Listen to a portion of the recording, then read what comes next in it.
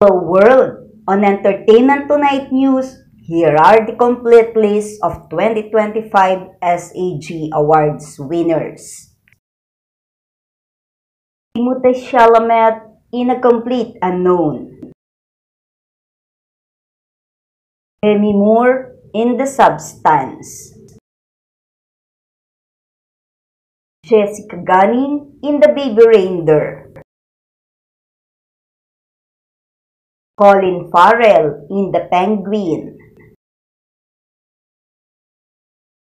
Kieran Culkin in A Real Pain.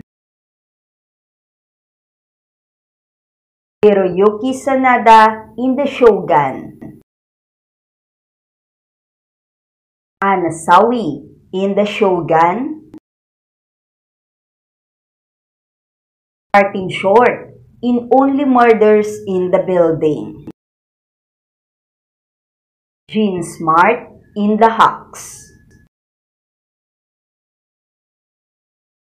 Zoe Saldana in Emilia Perez.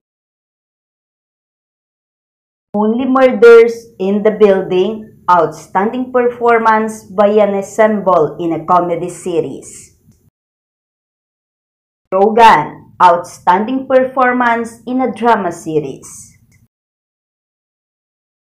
Conclave, outstanding performance by a cast in a motion picture. Jane Fonda, Lifetime Achievement Award.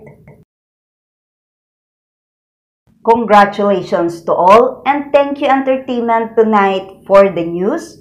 Sweet day everyone. Always like, comment, share, and subscribe on my channel. Thank you.